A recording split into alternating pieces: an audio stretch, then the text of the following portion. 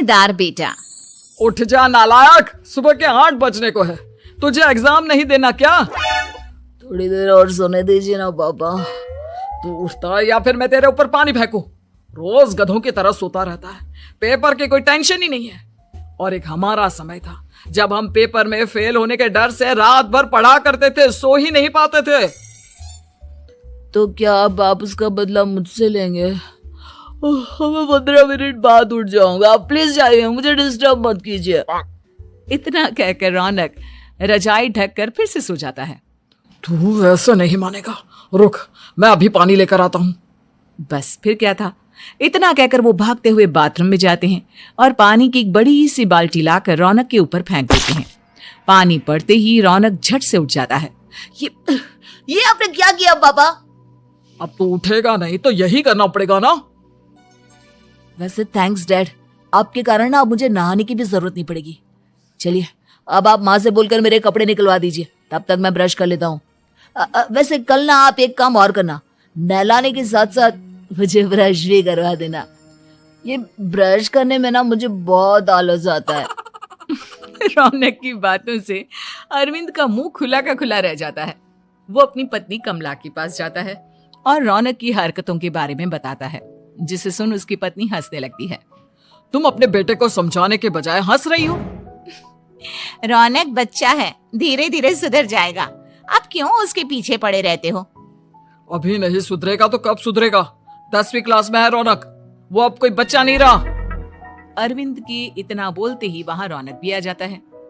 क्या डैड, मैंने आपको एक काम दिया था, वो भी नहीं हुआ आपसे। अरे क्या हुआ बेटा? माँ, मैंने डैड से बोला था कि वो आपको बोलकर मेरे स्कूल की यूनिफॉर्म निकाल दे, लेकिन मेरे पीछे पड़ने के अलावा इनसे एक काम ढंग से नहीं होता। देख रही हो कमला, देख रही हो अपने लाडले को? अरे आप चुप रहिए जी। चलो बेटा, मैं तुम्हें कपड़े निकाल कर दे देती हूँ बस। ऐसे ही साल पर साल बीतते जाते हैं, लेकिन रौनक के रवैये में कोई बदलाव नहीं आता। वो पहले से भी ज्यादा आलसी और पूरी तरह अपने माता पिता पर निर्भर हो जाता है। 2 साल बाद पता नहीं कहाँ गायब रहता है पूरे दिन, अब तक तो आ जाना चाहिए था।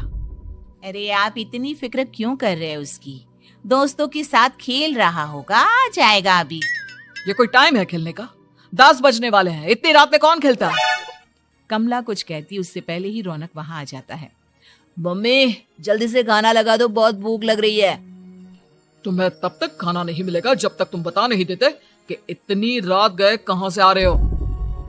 ओ प्लीज डैड, अब आप इसी पे प्रद्युमन बनकर मेरे सर पर बंदूक लेकर मत बैठ जाना। अपनी फालतू की बकवास बंद कर और बता कहां से आ रहा है। माँ अब समझाइए ना डैड को। बता देना बेटा, इनको भी तसल्ली हो जाएगी। आप बोल रही हैं तो बता देता हूँ, मैं दोस्तों के साथ मूवी देखने गया था, इसलिए देर हो गई। तो इन सब चीजों में मेरे पैसे उड़ाता है? कभी 1 रुपया कमाने के बारे में सोचा है तूने? जब देखो हवा की तरह पैसे उड़ाता रहता है।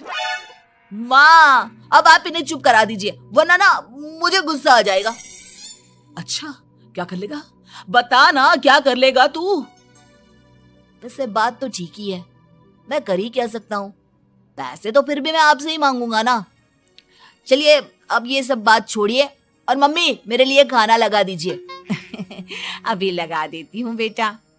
मैं बता रहा हूँ कमला, एक दिन ये ऐसे ही बिगड़ जाएगा। उफ़ो, आप क्यों इतना पीछे पड़े रहते हो मेरे बच्चे के? बात की बाद में देखेंगे, अभी आप शांति से उसे खाना खाने देंगे। अगले दिन डैडी मुझे 10,000 रुपए चाहिए। हाँ? अब इतने पैसे क्यों चाहिए तुझे? डैड आप बिना सवाल किए कभी पैसे नहीं दे सकते क्या? जब तक तू बताएगा नहीं तुझे पैसे भी नहीं मिलेंगे।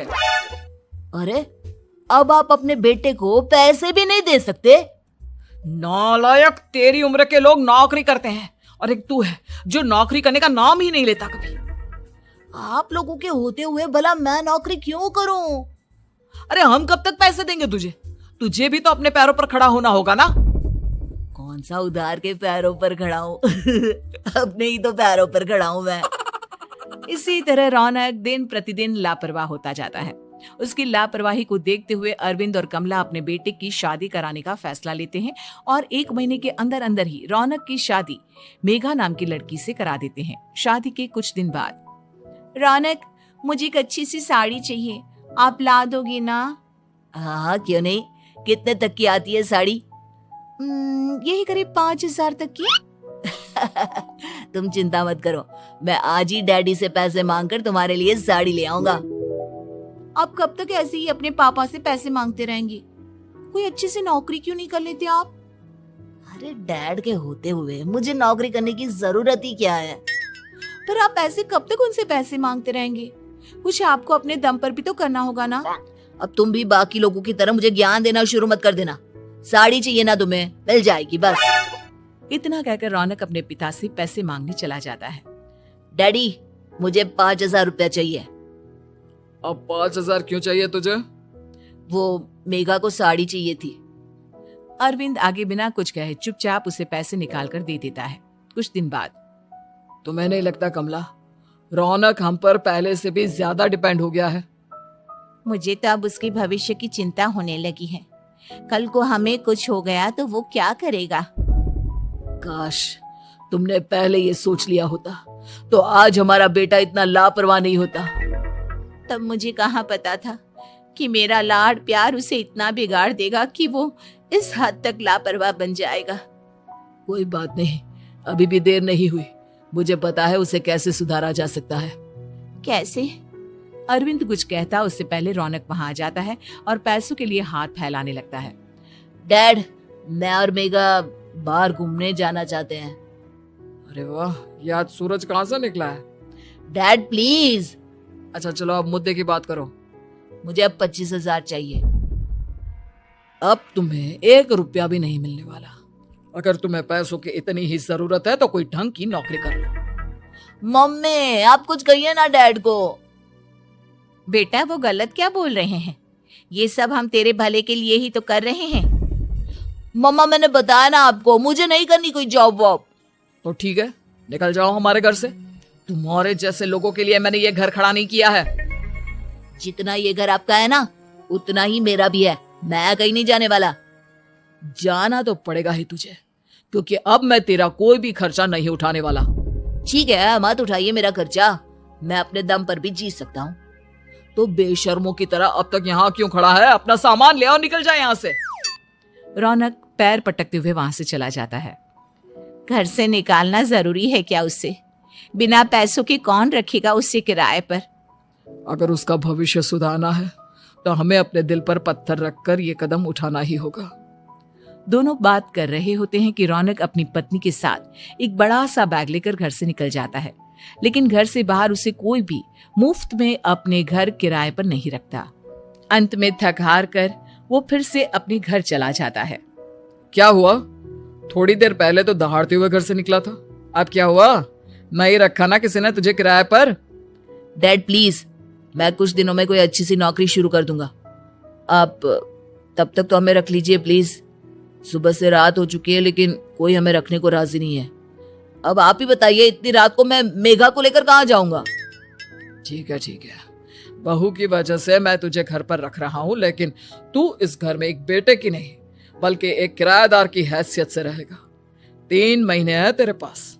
इन 3 महीनों के अंदर अंदर मुझे तेरी पहली तनख्वाह हाथ में चाहिए, समझ गया? पक्का डैड, इन 3 महीनों के अंदर अंदर तो कोई बढ़िया सी नौकरी ढूंढ ही लूंगा मैं। ऐसे ही धीरे धीरे समय बीतने लगता है और अरविंद के दिए 3 महीनों में से 2 महीने बीत चुके होते हैं। पापा जी ने हमें 3 महीने दिए थे, जिसमें से 2 महीने तो बीत चुके हैं। अब ये आखिरी महीना बचा है। अरे तुम चिंता मत करो, आज मेरा ना 2 जगह इंटरव्यू है, दोनों में से कहीं ना कहीं तो जॉब लग ही जाएगी। अच्छा, all the best. Raunak interview के लिए निकल जाता है, जिसके बाद शाम में रौनक घर आता है। कैसा गया इंटरव्यू? आपकी नौकरी लगी या नहीं? अरे पहले सांस तो ले लेने दो अच्छे से। बताइए ना, मुझसे तो जरा भी इंतजार नहीं हो रहा है। वो दरअसल बात यह है कि मेरी नौकरी तो लग चुकी है लेकिन पैसे बहुत कम है। कितने पैसे हैं? 15,000। इतने में अरविंद और कमला मिठाई का डिब्बा लेकर आ जाते हैं। बधाई हो बेटा। हम जानते थे तेरी जॉब जरूर लगेगी। लेकिन मेरी सैलरी बहुत कम है मम्मा। कम है तो क्या हुआ, धीरे धीरे बढ़ जाएगी। हाँ बेटा, हम तो बस चाहते थे कि तू अपने पैरों पर खड़ा हो जाए। मतलब अब आप मुझे घर से नहीं निकालेंगे? नहीं, ये सब हमने तुझे जिम्मेदार इंसान बनाने के लिए किया था। Thank you mummy papa. अगर आप दोनों ऐसा नहीं करते तो मुझे कभी अपनी जिम्मेदारियों का एहसास तक नहीं होता। आज आपने मुझे सिखा दिया कि इंसान का अपने पैरों पर खड़ा होना भी जरूरी होता है। इतना कहकर रौनक झट से अपने माता पिता के गले लग जाता है और अपनी कमाई की पहली तनख्वाह वो अपने माता पिता के हाथ में सौंपता है। इस तरह रौनक एक गैर जिम्मेदार व्यक्ति से एक जिम्मेदार व्यक्ति बन जाता है।